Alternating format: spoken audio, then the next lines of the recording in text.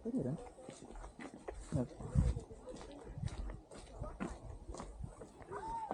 Ah, talaga? Pwede. Yung buo agad. Oo. Puros nila. Ito, pyramid. At mga kapatid.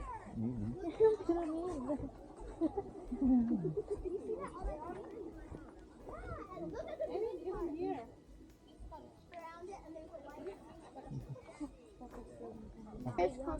Alberta course. Alberta's forest. Wow, you can be right for special event. Special event.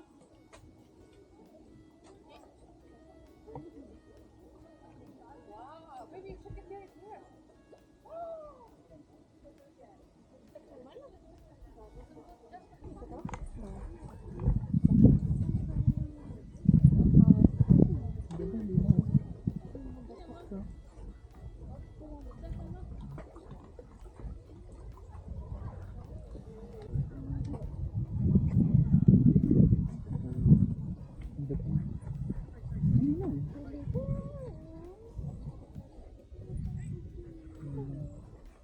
Hindi pa malamig.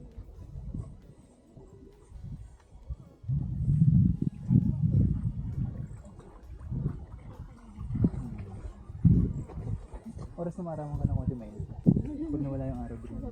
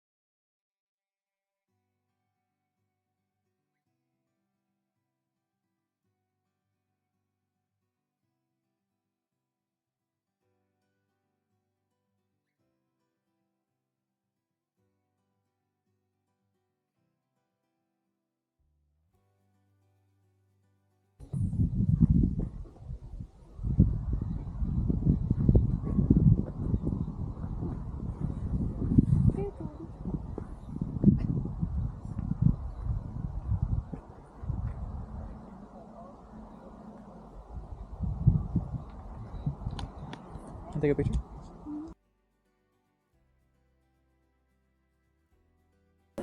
Sure. Agad lang tayo dyan. Agad lang.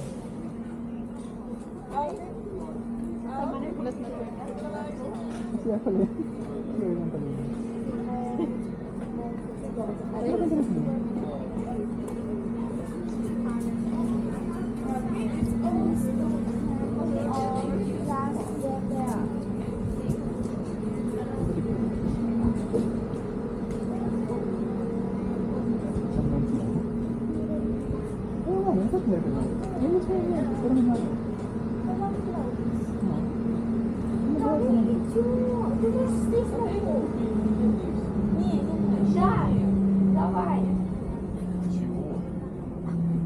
Давай.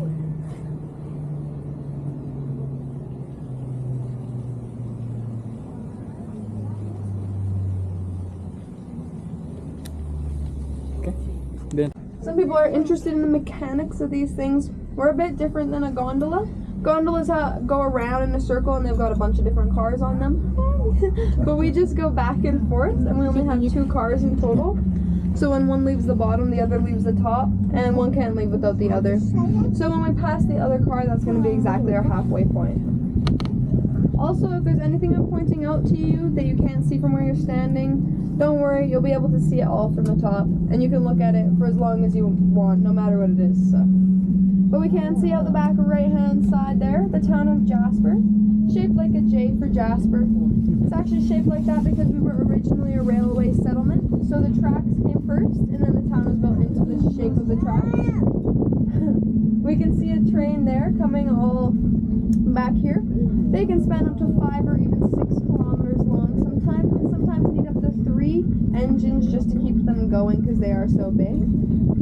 We were originally called Fitzhugh, named after the vice president of the railway settlement, but then he didn't show up to his inauguration, and all the townspeople got really mad, so they just renamed it to Jasper, after a fur trader called Jasper Hawes. We still do have our local newspaper, which is called the Fitzhugh, but other than that, he lost his shot. I don't think he even wanted it anyway, so.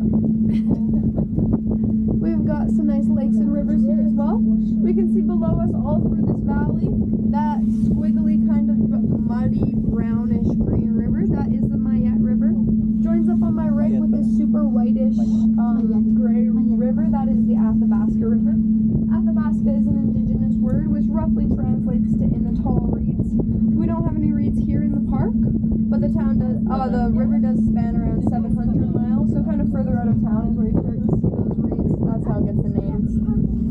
And that whitish gray color you see in that river comes from this thing called rock flour, which is a glacial silt that forms when the glacier comes down the mountain, corrodes at the rock on the mountain, and makes this fine dust that feeds into the river and makes it that color year round. We're coming up to our support tower. When we reach it, there is going to be a little sway back and forth. That's the best part. We've got some really nice lakes here as well. We can see on the right side of town those 3 blue lakes. Closest to us is Lac Beauvert, which translates to beautiful green lake. And then you can see that kind of star-shaped patch of grass behind it. That's our golf course. It's all attached to the Fairmont Resort there. In the middle, you can see Lake Annette. It's that kind of smaller one. And that far U-shaped one is Lake Edith. And then right out the back window, you can see 2 more. Closer to us is Patricia Lake. And that farther one with the little island of trees in the middle is Pyramid Lake. You can go to the island. There's a little bridge that will take you there. It's really cool to explore if you want something to do. And it's only about a 10-minute drive out of town. All of these lakes are pretty accessible. They're about a 5 to 10-minute drive out of town. And I'd say about a half an hour to 45 minute for the farthest one walk out of town. All of them are really good for swimming. They all have really nice trails around them that are very flat and easy. If you do want to go with your family, your friends, just yourself, anything like that. Really easy, nice trails there. If you are looking to go for a swim, like I said, you can swim in any of them, but I would personally recommend Lake Annette or Edith. They're a lot lower to ground, and they do have some sandy areas that I would consider a beach. Some people laugh at me when I say it's a beach. They're like, that's not a beach, but I think it's a beach. And they are pretty nice. Yeah, just a bit warmer than the rest, so nice for a beach day there. As we get up here, we're going to start to see that the trees get smaller and smaller until they eventually disappear completely. Because of the elevation and the altitude, it's really hard for them to grow up here. So they grow for around 50 to 60 days a year, and in that time only like a millimeter. So these trees on my left, that little patch of trees, they're only a few feet tall, super cute. They look like babies. They're actually over 200 years old, and some could be up to 300 years old. I know it's hard to believe, but it is true. Just those little ones there. Speaking of old things, all these rocks we can see are around 400 million years old. I will warn you though, we are in a national park. We're not Parks Canada, we're a different company, but they do come up here sometimes and they sneak around, try and catch people. Hi! If they do catch you, it is a $10,000 fine for 1 rock, $20,000 fine for 2 rocks, and so on and so on. And you don't even get to keep the rock. So kind of a rip-off. But yes, they are wearing green jackets that say parks on them, just so you know.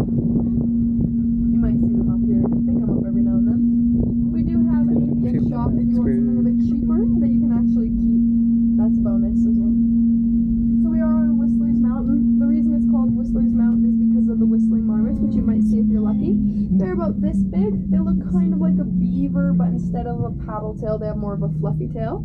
And they just sit on the rocks and whistle to each other. That's how they get the name. You might see some other animals up here. Nothing big, no bears or elk. They stay low in the trees. That's where their food source is. But you might see some pine martens, pikas, ground squirrels, chipmunks, little guys like that. So if you do want to see animals, just keep your eyes on the nooks and crannies in the rocks.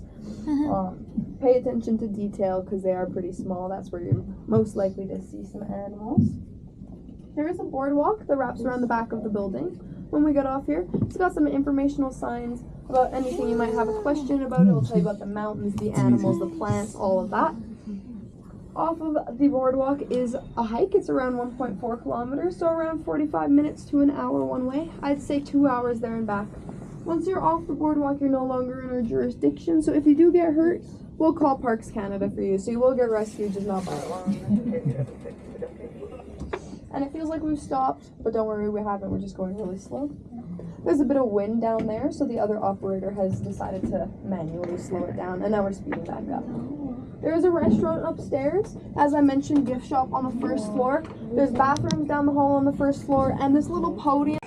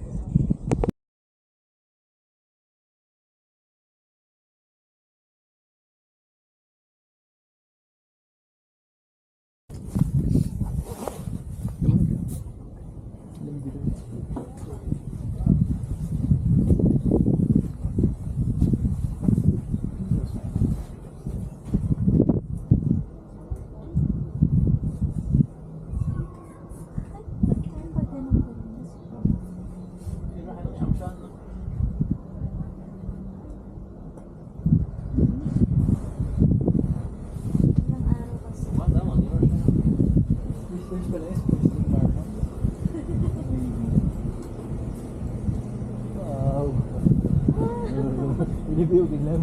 Makapag-hike ba tayo? Saan ba? Dito? Yeah, doon na. Nakikita mo mga tao.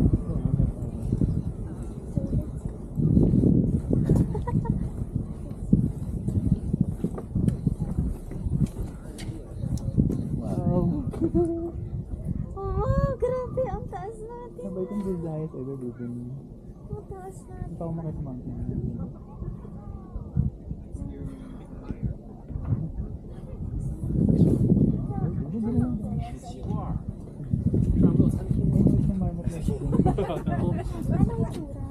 Para daw viewer. This is where you can bigger some ticket. Ah, talaga? Pika-pika. Ano ko? Where's the reason man? Wala dito. Ah, yan pala yung nandun sa baba. Yung statue. Yeah. Wow. Doon na. Are you okay?